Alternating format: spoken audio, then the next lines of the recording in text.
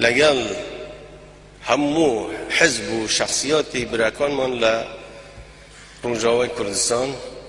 دانشتی کبونه و مان کرد. اما نهایت سال 2011 بود. پیم گوتن براینه اما در فتره که بوی و هاتو تا پیش بلام ایوه بدوی عاطفه نکون. اما یک دو هم توشی تقدیراتی غلط نبن. جاری معلوم نیه چی لیده کس نزانی خانه بی. اولا منطقه ایوه جغرافیا لسر یک نیه پچرا اما یک دو هم نوچه ایوه نوچه یک نیه بوده شاخاوی بی اگر بو بشر و امانه بتوانن دفاعی که وابک. سه ممکنه او خبرهشتان نبیدن جاری وضع ایوه اول نیه ایوه تلدت پیش هموشتک ایوه هیئتک شتک درست کن تمثیلی هموتان کد ایوه پیک ایوه بن اما مرجع ایما حاضرین همو پشگیری اکتان کن لو کبونویا دولایان ضدی وستان یک محبه و پیاده بتن باشه و عیب نکن لگل محبه جود تبن والله دوی اوانی شد هاتن ل11 تموزی بار دیسا کبونوی زنجیره کبونوی گیش نوی که دسته بالا وی کن هیئه علیان درست کردو که همو پیکه وابن تون باشه و پیکه وابن نچن خودتان محتاجی درگاه هیچ حکمتک نکن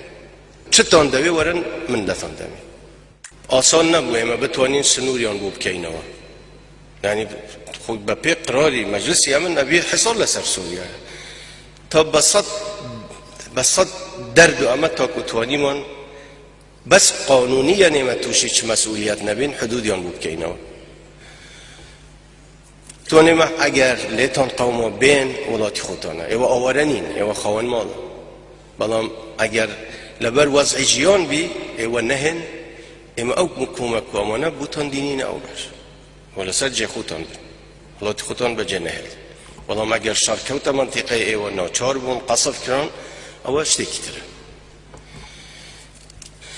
من به تمام بون اشتکی وان بو درست کن اعترافی که دولیان بوار بگیرین و حاضریش بون ها من لروسیا لگل پوتین قسم کرد والله لگل اوباما قسم کردو لگل همو او لگل اولاند قسم کردو لپاریس همو وعدیان دا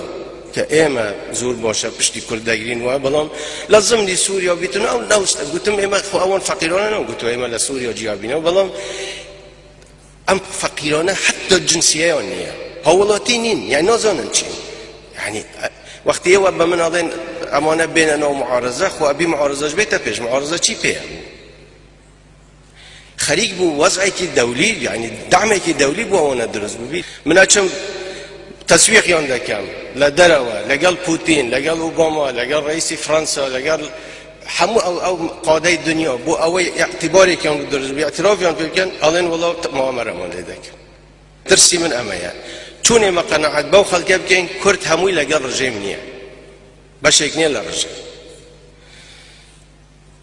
است که رژیم هاتوته و با او منطقانه یک سر وینکانی عبدالله اوجلان و آلای کردستان اصلا اوان آلای کردستان ممنوع علیه اوان آلای خوشیان همویان پیدا بزاندوه رسمی بشار اسدیان هلواسی و آلای سوریایان حل کردوه لو منطقانه هدلا است